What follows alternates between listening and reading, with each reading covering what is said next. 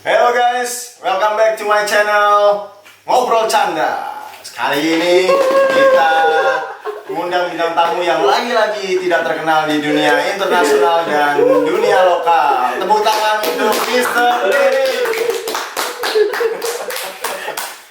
Mr. Denny, salam COVID dulu. Tidak bersentuhan. Dan kalau misalnya dilihat, ini Pak Denny sudah kita hadirkan dengan berbadan subur. Bisa mungkin teman-teman yang belum tahu siapa Pak Denny ini, Mr. Denny ini.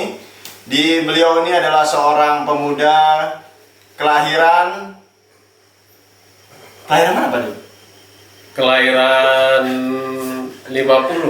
Kelahiran 50 di Kabupaten Batubara. Kabupaten Batubara. Itu di mana Kabupaten Batubara? Di Sumatera Utara. Kalau pernah dengar Inalum, ya dekat-dekat Inalum lah. Oh, anak tambang. Anak. Anak tambang. Iya, anak aluminium ini. Lama tinggal di sana? Dari lahir sampai sebelum jadi PNS. oh gitu. Iya ya. Gitu. Tapi dulu pernah sekolah di Siantar. Oh, dari Batubara ke Siantar jauh itu? Kalau dari kampung saya itu ke Siantar 50 kilo. Jadi kampung saya itu namanya 50 karena dia ke ibu kota kabupaten atau kota Madya itu jaraknya sekitar 50 kilo. Ke Tebing Tinggi, ke Kisaran, ke Pematang Siantar dia 50 kilo. Jadi supaya memudahkan orang ya sudah sebut 50 gitu. Memang asli orang tua dari situ? Kalau orang tua saya dari Sidikalang.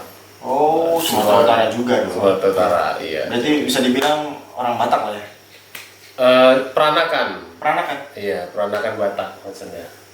Oh, apa yang bukan orang Batak dari leluhur? Dari daerah mana memang? Nama bapak saya nama Jerman. Nama bapak saya Abang Pradik nama Jerman. Jadi ya, peranakan lah kita.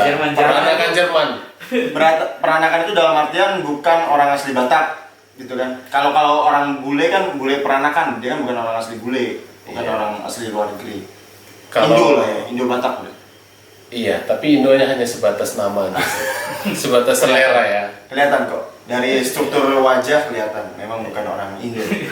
Iya. Jadi apa ya? Kalau orang Batak bilang marsuhi-suhi, artinya ya segi lima tidak beraturan lah. Kalau orang Batak. Bukannya orang Batak itu selalu mukanya itu garis kotak kan, garis kanan kiri sejajar, kemudian kasih tinggi, kemudian bagi dua. Iya. Makanya kan jadi nggak beraturan. Iya. Lebih senang di Batubara atau lebih senang di Siantar? Saya lebih senang di Siantar sebenarnya. Karena? Karena kalau di Batubara itu 50 tepatnya. Kalau di 50 itu apa ya? Kalau tempat hiburan, atau tempat jalan itu minim ya. Sampai sekarang aja super mall yang paling bagus di situ masih Indomaret sama Alfamart. Woi, thank you Indomaret dan Alfamart. Kalian mewujudkan mimpi anak-anak untuk main ke mall. Iya. Padahal dari generasi, saya pikir generasi anak saya sudah bisa melihat mall di Batubara di 50, ternyata masih Indomaret Alfamart. Terima kasih. Terima kasih Alfamart. Anda tidak mengecewakan. Iya. Saya akan Terima kasih promo minyak gorengnya, terima kasih promo susunya. Kalau kita pulang kampung jadi beli minyak goreng lebih murah. Dulu Terima kasih. katanya gratis zaman nenek Anda di Alfamart itu katanya dulu gratis, tapi semenjak ada CCTV harus bayar. Oh iya. Semenjak kantong plastik, kantong kresek juga dilarang masuk kantong celana ini, jadi semuanya bayar sekarang. Kalau dulu gratis. Iya. Dan kalau di Batubara itu kan Batak ada banyak ya, banyak macamnya ya, suku-sukunya banyak. Kalau di Batubara sendiri dia Batak apa? Batak Toba kah, Batak Karo, Batak? Kalau di Batubara sebenarnya dia bukan bagian apa, dia provinsinya lebih ke Melayu. Oh, karena dia kan bagian Sumatera Sumatera Timur. Kalau Sumatera Timur pesisir pantai itu kan Melayu. Kalau kampung saya itu penduduk aslinya itu suku Batubara. Suku Batubara. Beda dengan Batak ya? Beda. Lebih ke Melayu. Iya. Kalau Batak, kalau dulu saya pernah belajar sosiologi, Batak itu termasuk Proto Melayu atau Melayu tua, kelompok Melayu tua. Nah, jadi Batak udah lama ada sukunya, terus Melayu juga sudah lama. Nah, tapi di Batubara itu sebenarnya yang dominan di situ tidak lagi suku Batubara sekarang, karena banyak pendatang. Kalau di situ daerah transmigran awalnya, jadi mulai dari Jawa. Saya kira pendatang itu minyak bumi, sehingga Batubara tidak dominan. Iya, selain kecambah. Ya. Oh, itu cuma daerah transmigran. Iya. Tapi kalau dari penamaannya tetap suku Batubara ini ada marga-marga. Marga Batubara itu setahu saya. Marga Batubara. Iya, suku Batubara sama ya bersamaan mungkin dengan marga Batubara. Tapi kalau Mr. Denny sendiri bukan termasuk yang suku Batubara, tapi Bukan. Batak. Batak Toba. Oh, Batak Toba. Batak Toba. Marganya apa? Sirait. Artinya? Artinya tanpa ada artinya arti. marga-marga itu? Kalau Sirait itu dulu hanya karena kebanyakan sih kalau marga itu di orang Batak karena nama ya. Nama yang diberikan oleh leluhur terus dijadikan marga. Jadi misalnya saya nama dulu itu Sirait, terus ditambahkanlah nama keturunan sesudahnya, nama tambahan Denny, saya jadi misalnya Denny Sirait. Nah, saya kalau dari historis Raja Sirait ya, biasanya kita kan Raja Sirait. Nah, itu sampai ke saya itu turunan, misalnya turunan ke-15. Jadi dari Sirait, nenek moyang saya Sirait sampai saya itu saya turunan ke-15. Bapak saya ke-14, opung saya ke-13, nah begitu sampai paling atas. Nah, jadi kalau misalnya saya ketemu yang dia itu di bawah saya, misalnya turunan ke-16, walaupun dia usianya udah jauh lebih tua dari saya, nah itu dia tetap panggil saya itu Om. Oh iya. Atau Bunda. Langsung dia cium tangan. Iya. Walaupun dia lebih tua. Iya, tapi Cium kadang tangan. ya kita bisa ngerogoh kantong lah sedikit. Kan lebih tua biasanya lebih penghasilannya lebih mapan lah. Mapan ya. Daddy sugar. Iya. Nah, Iya. berat Sandwich kita ada masih generasi masing-masing nama marga itu ada rajanya dulu. Berarti misalnya Sirait ada Raja Sirait dulunya. Manurung ada Raja Manurung. Iya. Saragi ada Raja Saragi. Iya. Banyak kerajaan di Sumatera Utara ya. Banyak. Kayak satu pun yang masuk ke buku sejarah.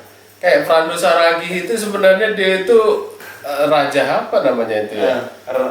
Raja apa? Raja Pak Kucing namanya, Pak Kumis Jenggot. Mulai pindah ke Siantar ketika lulus SMP. Ketika masuk SMA, sekolah di Siantar. Jadi orang tua saya itu kan guru. Nah, mereka berharap saya itu dapat pendidikan itu yang lebih baik. Nah, mereka lihat di sekitaran kampung saya itu, di daerah Batubara itu kok sekolah kurang ada yang terkenal gitu. Nah, di Pematang Siantar itu lebih banyak. Nah, akhirnya ya sudah, kau ke Siantar aja kau sekolah gitu. Sudah Mak. Coba daftar. Kebetulan saya pada saat itu di bawah passing grade ya, NEM berapa ya, 33. Ketahuan ya umurnya ya, saudara-saudara masih ngomongin NEM. Ketahuan umurnya. Oh iya, sekarang apa namanya ya? Sekarang namanya itu nggak ada udah, nggak ada NEM-NEM masuk SMA sekarang. Nggak ada ya? Nggak ada. Pada zaman Sekarang wilayah kan berbasis kewilayahan sekarang. Iya, tinggal tes aja ya. Sebenarnya saya dulu itu bukan karena NEM-nya sih, sebenarnya di tes ya lulus juga. Cuman ya ngerti lah, karena di perdagangan itu juga dulu minim bimbingan, tempat les. Nah, akhirnya belajar sendiri gitu. Nah, kalau dibandingkan mungkin dari tempat-tempat lain itu yang sudah banyak tempat lesnya, tempat bimbingannya. Jadi pada saat saya masuk itu kita yang dites untuk masuk SMA-nya itu lebih sedikit dibanding yang sudah misalnya kuotanya dibutuhkan 300. 200 itu 250 itu sudah lulus tes karena di atas NEM. Ya saya mungkin sekitar di bawah 100 orang itu yang dites, di bawah NEM-nya kalau nggak salah 33 ya. Tapi akhirnya tetap masuk ke SMA yang Masuk. di ini karena Masuk. ada jalur apa tuh jalur? Saya jalurnya berdoa, belajar sungguh-sungguh. Saya Biasa sekali lulus. saudara-saudara. Memang doa dan usaha itu tidak akan mengkhianati. Ya, tidak Penghasilan. mengkhianati. Ya kan mengkhianati pemerintah. Nah, ketika sudah sampai di Siantar SMA, keluarga kan di Batubara. Iya. Tinggal di mana di Siantar? Ngekos Ngekos. di itu. Jadi SD SMP dengan SMA itu berseberangan jalan. Nah, saya posisi persis di belakang SMP. Nah, kebetulan yang pemilik rumahnya marganya sama dengan saya terus. Memang kalau di Batak ini kalau udah sesama marga walaupun nggak kenal tetap ini ya, maksudnya apa marga Sirait. Saya juga Sirait. Wah, seperti kawan lama saja atau saudara dekat jadinya. Iya. Mungkin ya. Mungkin itu sekalian modus orang tua saya juga supaya uang kosnya itu lebih murah. Kan dibanding dengan yang tidak semarga kan. Iya. Ada harga Sirait. Iya. Kebetulan yang pemilik rumah itu dari ya itu tadi dari silsilah lebih muda dibanding orang tua saya. Manggil abang ke orang tua saya pas ke sana itu orang tua saya langsung bilang, udahlah ngapain kok mahal-mahal sama kakak kau, anak kau juga ini. Ya udah dikasih lah murah. Saya pun dengan tersipu-sipu malu berhasil juga mama kita ini. Ya kan saya pikir orang tua saya itu jago di kandang aja, ternyata main juga kandangnya. Sudah harum seantero Siantar ternyata. Tapi bagaimana kita bisa tahu kalau Pak Denny tadi bilang keturunan ke-15. Kita ketemu nih orang Sirait lagi. Kita tahu dia keturunan keberapa nih? Gimana caranya? Biasanya kalau yang sesama marga itu udah otomatis saling nanya ya, supaya kita bertanya ya. iya, supaya menghindari kita salah perlakuan. panggilan ya. Jadi kita itu tadi juga memperlakukan dia padahal dia udah om kita atau opung kita padahal masih muda gitu kan. Kaget nggak tuh waktu dari pertama kali nyampe Siantar, kan dari Batubara tuh kota kecil yang dominan hanya Alfamart Indomaret, terus ke Siantar yang lebih besar ya kotanya ya, Siantar ya. Iya, jauh lebih besar. Kaget nggak? Shock nggak secara budaya? Kalau kebetulan saya punya om itu memang tinggal di Siantar. Kalau kota Siantar sudah mulai terbiasa. Sebenarnya yang buat shock itu baru pertama kali ngekos ya. Nah, jadi seminggu itu nangis tiap malam. Tapi kalau ditelepon orang tua ya sok tegar. Kau baik-baik aja kok kan? Baik mak, wow tadi di sekolah enak kali. Padahal setelah telepon nangis. Cucuran air mata. Iya. Ini wajah-wajah begini, hati Rinto harap juga ternyata pikir orang Rambo ya kan. Nah tapi memang yang sebenarnya perlu diwaspadai waktu awal-awal di Pematang Siantar itu ya biasanya orang-orang bilang awas copet.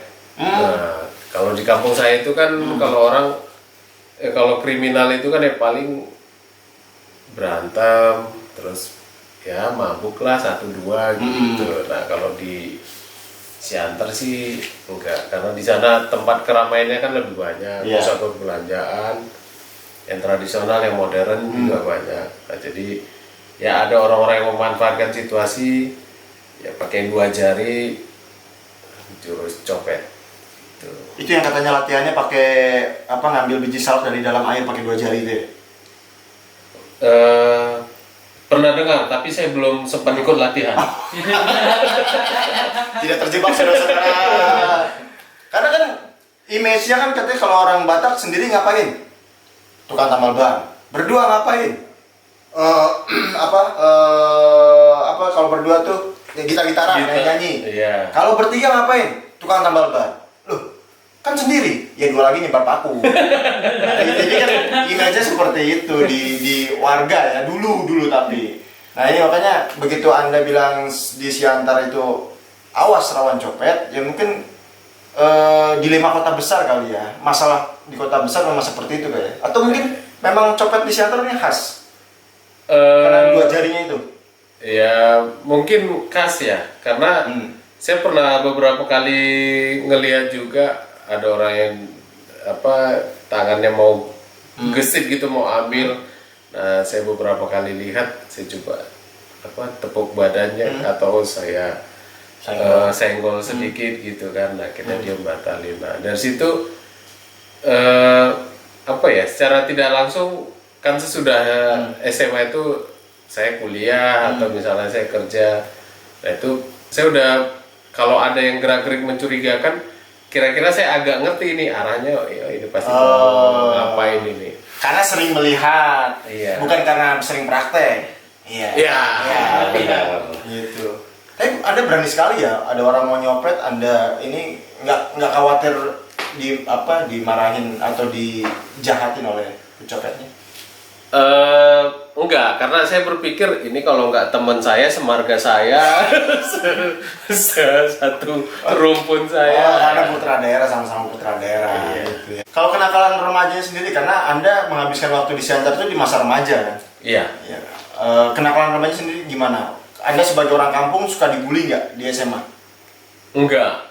Saat itu saya agak bersyukur postur tubuh saya itu ya inilah walaupun bukan elemen tapi cukup mengintimidasi lah. Iya, sebenarnya elemen, cuman ya jadi karena sering tidak latihan jadi omen. Iya, omen. Jadi awalnya sih L, jadi terakhir XL sih.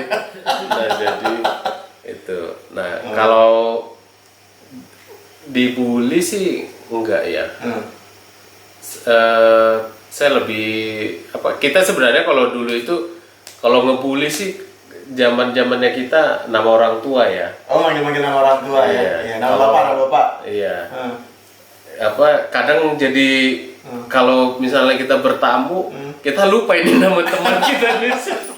Tapi yang dipanggil nama depannya kan, bukan nama marga bapak kan? Nama bapaknya langsung. Iya, tanpa marga. Iya. Ya, gitu. Jadi aman-aman saja tuh selama di Siantar, tidak ada pernah kecopetan, tidak pernah ada dibully, tidak pernah ada dibugin mungkin sesama tawuran. Oh pernah. Jadi sekolah saya itu dia posisinya itu kan memang kawasan sekolah sepanjang jalan raya Melanton itu namanya, jalan Melanton Ciregan. Yang di jalan Melanton wajib subscribe ya channel ini ya. Nah jadi di sekitaran sekolah saya itu sebenarnya banyak sekolah-sekolah lainnya, tapi ada juga rumah-rumah penduduk. Nah tapi tidak terlalu banyak rumah penduduk. Nah jadi ada yang misalnya walaupun dia kawasan sekolah, tapi kan tidak semua menyelesaikan secara formal orang-orang di situ. Nah jadi ada yang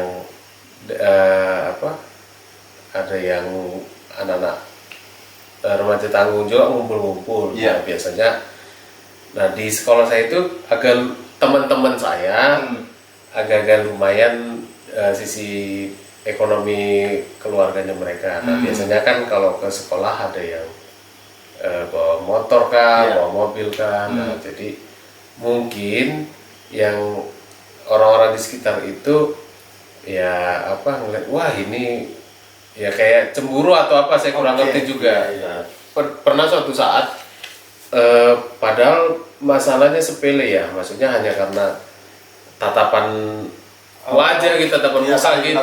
Nah jadi teman saya itu sampai kayak woi gitu. Nah, terus teman saya ini karena tinggi besar, dia tidak terlalu ngebalas maki juga atau gimana, tapi pandangan matanya menurut yang sana itu kayak pengen ngajak berantem gitu. Akhirnya, nah setelah teman saya ini bawa motor, parkir, nah saya duduk di motornya.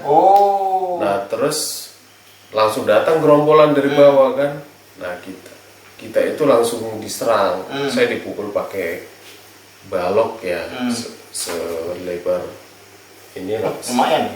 Iya, ya itulah tadi saya bersyukurnya bahwa saya itu XL man.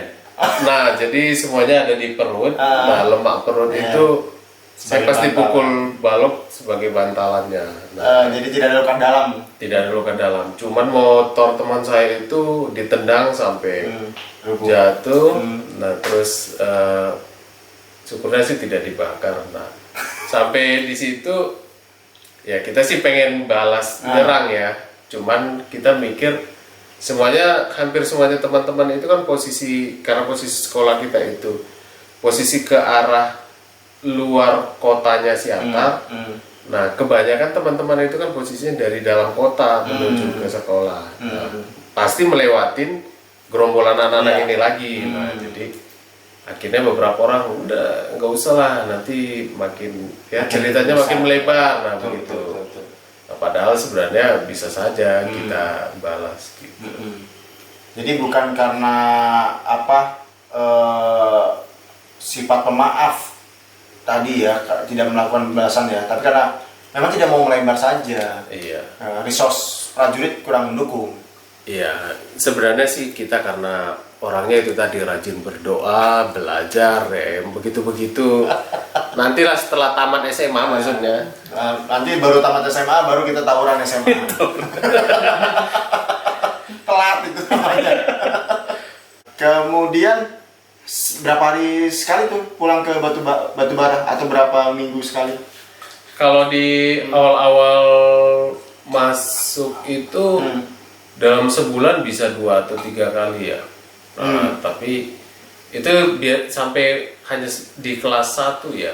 Nah, kelas 2 kan kita udah mulai kenal nih ya kan. Banyak teman. Nah, dulu ini mungkin mama saya nggak nonton ya. Saya itu kelas 2 kok jalan sama teman itu nyampe ke Samosir. Oke. Terus kita mengelilingi Danau Toba dari sisi pinggirnya. Iya. Dari Siantar ke Parapat. Terus ke arah Cimarja Runjung, terus ke Raya, baru balik ke Siantar. Itu kalau full perjalanan nonstop mungkin 6 sampai 8 jam. Nah, tapi karena kita istirahat dan semacamnya, kita berangkat pagi jam 6 apa jam 7, sampai di Siantarnya itu jam 8 malam. Nah, begitulah. Dan motoran itu, ya? Motoran. Dan itu sering kita lakukan sama ya beberapa kali sama teman-teman lah. Kalau saya sih posisinya dibonceng karena ya bayar uang sekolah saja kita cukup sulit, apalagi tadi itu uang kos saja saya harus tawar-tawar gitu. Ya bagus lah, termasuk Anda ini termasuk orang yang tidak besar pasak daripada tiang, bagus. Generasi muda harus mencontoh ya Mr. Denny ini, low profile high quality. Iya. Syukurnya saya ya termasuk yang berbadan besar ya, bukan berjiwa besar. Iya. Kalau dari segi penduduk sendiri di Pematang Siantar ini dominan suku apa? Suku Batak Simalungun, karena dia berada di Apit, kawasan Kabupaten Simalungun. Nah, jadi otomatis penduduk mayoritasnya kalau suku Batak Simalungun. Dan mereka juga yang memegang sebagian besar ekonomi di sana. Kalau ekonomi sebenarnya campuran ya. Kalau yang toko-toko itu biasanya kebanyakan sih yang etnis Tionghoa, Tiongkok. Nah, tapi kalau yang di pusat-pusat pasar, nah itu baru campuran yang Batak, Jawa, nah itu lumayan banyak juga. Karena Simalungun itu juga kan kebanyakan kawasan perkebunan ya. Ada ya itu tadi hampir ada beberapa tempat itu Simalungun hampir sama dengan Batubara. Karena kawasannya kawasan transmigran juga, perkebunan, karet, sawit. Nah, itu dulu jadi tujuan transmigrasi. Begitu. Biasanya kalau yang dari Batak Simalungun itu marganya apa tuh? Saragi, iya purba, terus apa lagi ya?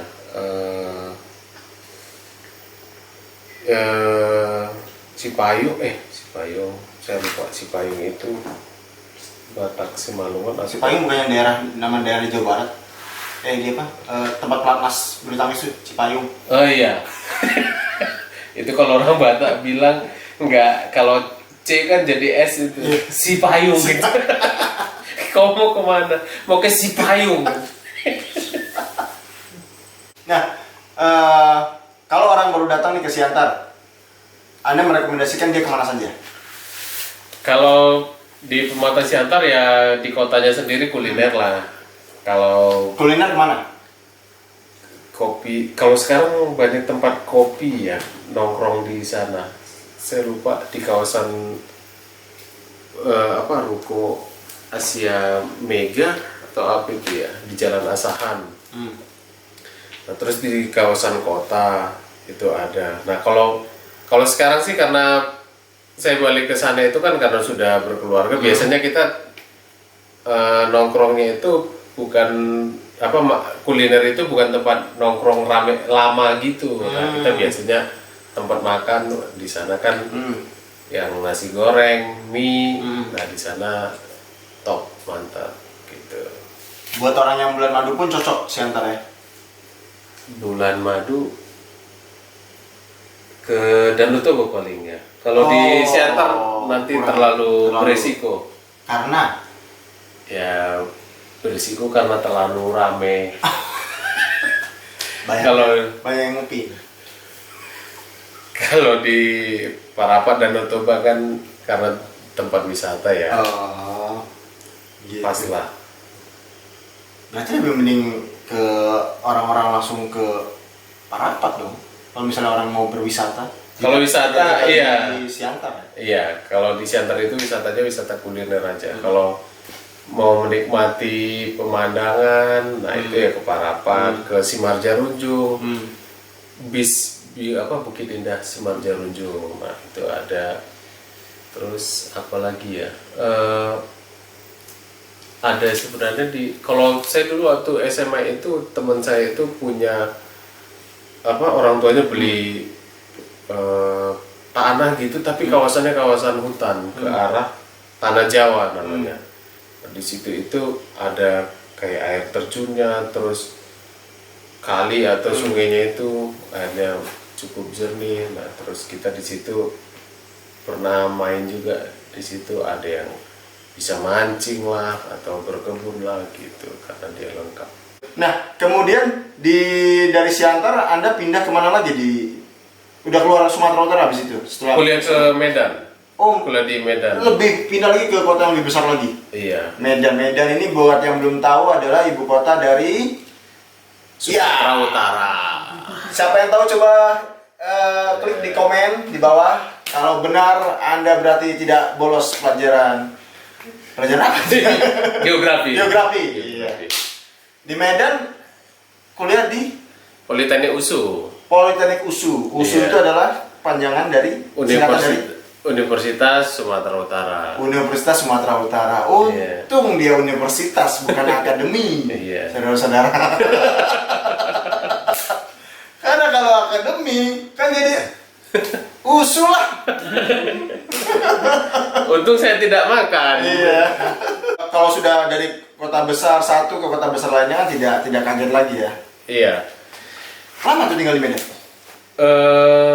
Dari 2001 sampai 2009 ya. Dari 2001 sampai 2009. Iya. Tapi kuliahnya nggak selama itu kan? Enggak.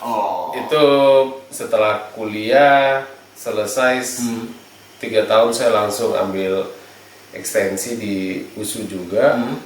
karena Politeknik itu D3. Nah terus setelah itu saya hampir lebih lama kuliah ekstensi daripada kuliah D3-nya. Padahal tinggal nyelesain berapa semester aja. Iya. Nah, terus 2004 saya lulus, 2008 saya lebih lama mah. 2008 Januari, akhir Januari saya wisuda. Gitu. Jadi lebih lama saya kuliah ekstensi dibanding saya kuliah D3. Suatu prestasi. Suatu proses. Apa yang bikin lama di ekstensi itu? Kalau ekstensi itu kan ya seperti kuliah universitas ya. Kadang ada mata kuliah tertentu hanya ada semester ganjil. Oh, oke. Nah, kalau di Politeknik itu ya udah kayak paket aja dia kan sampai dengan 3 tahun itu sudah sudah pakemnya itu. Kita tinggal ngikutin, nggak bisa milih. Nah, kalau di universitas ya, ada ganjil genapnya itu. Jadi bukan karena lama itu bukan karena pergaulan salah atau karena kesulitan biaya ya? Enggak. Kebetulan sambil setelah setahun kuliah nyambi kerja, jadi ya lumayan lah buat bantu-bantu secara ekonomi. Walaupun sebenarnya orang tua masih bisa lah karena full mereka support ya? Iya, karena mereka keduanya masih bekerja, guru SD. Kerja apa? Guru SD. Ya, waktu pas kuliah itu untuk tambah-tambah uang kuliah? Itu dulu kerja itu sebenarnya sampai tamat itu ada 2 perusahaan ya. Yang pertama itu di Pionerindo Corporate International, CFC. Ya, saingannya CFC, California Fried Chicken, Iya. saingannya KFC. Saingannya KFC ya. Saya kira ini yang ada anduk-anduk di pundak itu. Kan image-nya seperti itu. Oh, enggak. Kita cuma ngutip aja. Cuma tangan kanannya lebih hitam dari tangan kiri. Gitu ya. Anduk situ ya. Dua-duanya hitam. Diambil dua-duanya kena karena angkot, supir diambil dua-duanya. Tapi kalau ditanya lebih enak mana? Lebih kangen mana? Medan atau Siantar? Siantar. Karena Apa ya? Siantar itu kota kecil. Nah, terus tadi Batubara katanya kota kecil. Ini Siantar kota kecil itu tapi dia sebenarnya cukup lengkap. Kalau Batubara itu kan kota kecil tapi nggak ada apa-apa gitu. Nah, kalau Batubara berarti kecamatan mungkin ya? kabupaten. Kabupaten? Iya. Oh kalau, itu ibu kota kabupaten? Kota Iya. Batubara itu. Kalau Pematang Siantar, Kota Madya, nah, itu dia lebih enak. Terus suhunya itu, suhu udaranya itu sejuk, ya kayak Bandung, begitu. Dataran tinggi ya? Iya, dia dekat ke Bukit Barisan. Nah, gitu. Terus orang-orang di sana itu kalau pergaulannya ini ya, pertemanannya itu lumayan enak lah, bisa saling membantu gitu ya. Nah, walaupun kadang ke konteks yang negatif ya. Contohnya itu Rame-rame sejarah rumah orang? Bukan. Jadi saya dulu kayak penadah, ada temen dia judi atau apa gitu, butuh modal, dia jual baju, jual celana. Dan ini berapa? 20.000. Mahal kali. Mau tuh berapa? 15 lah. Ya udah ambil gitu. Karena dia lagi butuh uang. Buat Buat judi. judi. Judi tidak akan membuat Anda kaya, saudara-saudara. Iya. Jadilah penadah. Dengan menjual lebih mahal Iya. barang yang tadahan yang Anda beli. Karena saya dapatnya jauh lebih murah. Kaos masih bagus, celana masih bagus. Daripada saya beli di pasar 100.000, cuma 15.000. Gitu. Itulah makanya gunakan rambut. Ini ada sponsor sampo nih? Nggak ada Nggak makanya. ada. Ini kita lagi mancing-mancing pentin nih buat masuk sini. Siapa Oh, tahu. saya pakai head shoulders. Head and shoulders. Nah, dengan Siantar lebih nyaman tinggal di Siantar. Jadi ketika ini kan Anda posisi sedang di Biak ya saudara-saudara. Mr. Denny ini sekarang sedang posisi di Biak, Papua. Nah, ketika nanti sewaktu-waktu pulang lebih memilih ke Siantar pastinya ya. ke Siantar. Kebetulan istri saya juga orang Siantar. Oke, Nah, itu jadi saudara-saudara. Ada semakin kuat alasan Ah. untuk ke Siantar gitu. Terus Siantar dengan kampung saya itu kan ya paling sejam lah, 45 menit ke sejam. Jadi ya masih bisa lah pulang pergi ke rumah ngeliat orang tua, Iya, juga main iya, ke Siantar gitu. Oke lah, sebagai penutup aja, Mr. Denny, dari Anda di Batubara, Siantar, kemudian di Medan, apa pelajaran yang bisa Anda ambil sehingga Anda ini bisa apa ya adaptif dalam hidup di lingkungan baru? Nah, kalau saya itu cenderung orang tua saya itu dari kecil mengajarkan misalnya tata krama, sopan santun, nah itu tadi. Terus karena saya Batak juga, silsilahnya itu membantu karena saya berada lebih dominannya itu kan orang-orang Batak. Nah itu juga sebenarnya membantu karena Indonesia sekalipun kan budaya ketimurannya itu cukup menolong kita memperkenalkan diri, terus punya relasi. Nah jadi itu cukup membantu juga buat saya gitu. Nah terus yang kedua memang itu juga lingkungan yang kita nggak bisa nolak lingkungan ya, karena satu kondisi kita memang harus diharuskan ada di lingkungan itu. Misalnya kayak saya dari Batubara dari 50 ke Siantar karena di 50 tidak ada sekolah yang menurut kita itu bagus. Nah, saya harus ke Siantar dan saya harus adaptasi. Nah, dengan kondisi di Siantar ya kita tidak harus menjadi ikut-ikutan. Nah, tapi juga kita sebaiknya tidak konyol juga menjadi apakah terlalu kaku. Nah, karena kadang salah juga kalau kita terlalu kaku, tapi kalau kita punya prinsip sih tetap dipertahankan gitu. Nah, bahkan juga misalnya kalau ketemu orang-orang yang lebih tua, sapaan atau yang lainnya, biasanya saya suka memanfaatkan yang seperti itu gitu. Itulah saudara-saudara tips and trik dalam beradaptasi di lingkungan baru, terutama bagi orang-orang yang sering berpindah tempat ya. Karena Mr. Den ini sendiri orang yang sering berpindah tempat. Iya. Nah, sudah berapa tempat jadi total dengan tadi Batubara, Siantar, Medan, Serpong, Papua, Biak. 5 saudara-saudara. Iya. 5 kota pilihan. Sama satu lagi adaptasi dengan makanan. Nah, Saya dari itu yang membuat saya bisa bertahan hidup juga dari 73 kilo menjadi 93 kilo. itu Jadi adaptasi yang luar biasa sebenarnya saya ini bentuk tubuh lah. Oke saudara-saudara, demikian bincang-bincang kita dengan tamu kita yang tidak terkenal sama sekali kecuali di Serpong, Siantar, Medan, dan Batubara, dan sebagian Biak.